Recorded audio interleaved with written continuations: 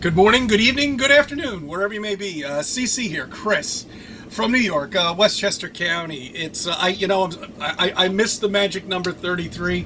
Anyway, it's 3422, and I just want to get into a couple things with you, real quick. It's Think About It Friday, and I want you to think about some things. I'm going to first get into the big topic, and that would be the moon landing. And Don Pettit, you sniveling, the one who says that we cannot come up with the equations because he would love to go back to the moon, but it's too painstaking to come up with the equations again. And what equations are these things that he's talking about? Do you know anything that he's fucking saying to begin with anyway? He doesn't even know the seals that are on the space shuttle, for Christ's sake. I mean, okay, anyway, so these equations you thought maybe would be invented by the top scientists of NASA, 10 or 20 of them, sitting down for years and years and years trying to figure out how to land a man on the moon. Well, it wasn't. These equations Don Pettit mentions were actually made from an Apollo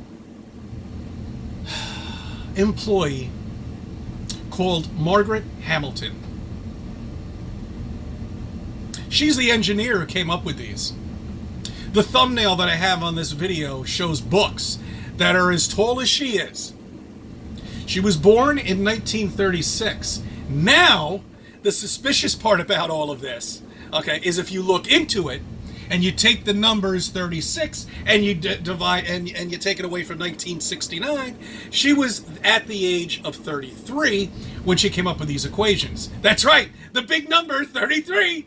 So we're not really sure exactly, but anyway, they pinned it to her. That's the equations that Don Pettit, the fake astronaut, is talking about. So just to clear that up, I just wanted to let you know.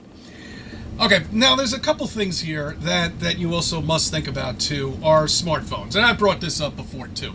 See, that's all they are. They're these big blocks of glass, delicate as shit. If you drop the fucking thing, it's going to smash into a million pieces if you don't have a cover for it. But it's never changed.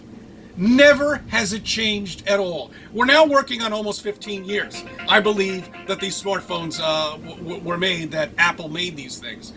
Yeah, that's right. He's the first one who came out with the, who passed away, I'm sure. Yeah, he really did. From, whatever, cancer. Right, yeah.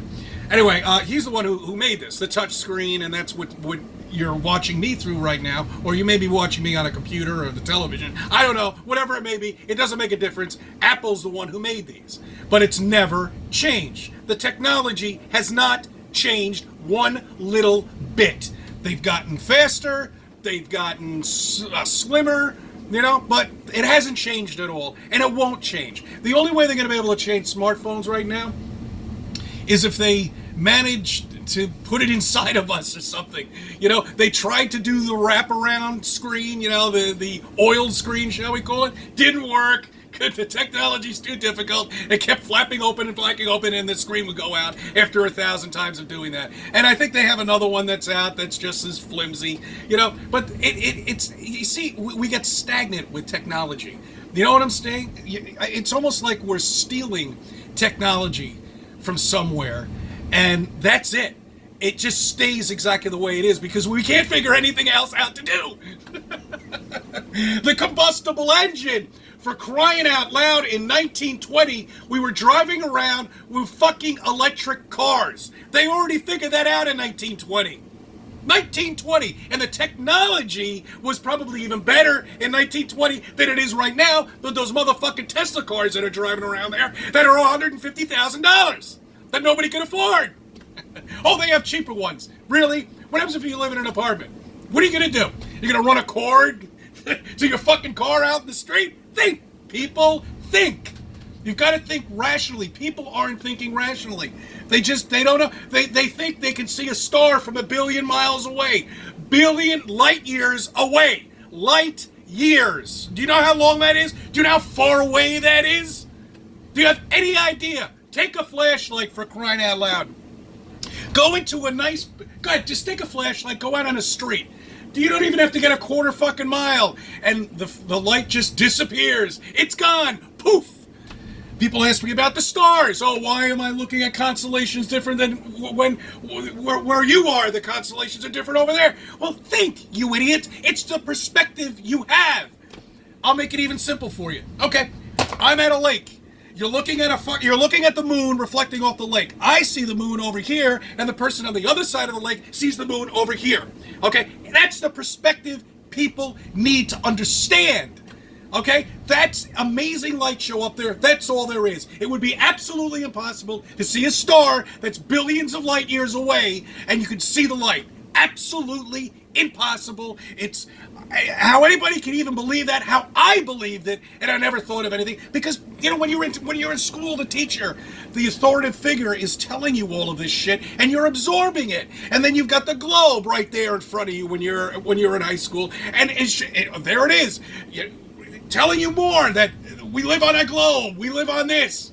You don't live on anything but a flat, stationary land. You're covered with a dome. I don't know what the fuck the stars are, but they're not stars. That's an amazing light show, and that's all that is up there. And that's it, bottom line. Look, you choose to believe it, or you choose not to. If you want to know what you really live in, that's what we live in. And if you want to believe that you live on this fucking spinning wet ball, that's fine. Great. I don't care. Doesn't make a difference. I mean, it's unbelievable. It really is. Okay? It is. There's so much more I want to talk to you about, but maybe I'll get into it tonight. But I just want to give you some things to think about. Okay? So I thank you for subbing. I thank you for viewing my videos. Let me be a part of your life.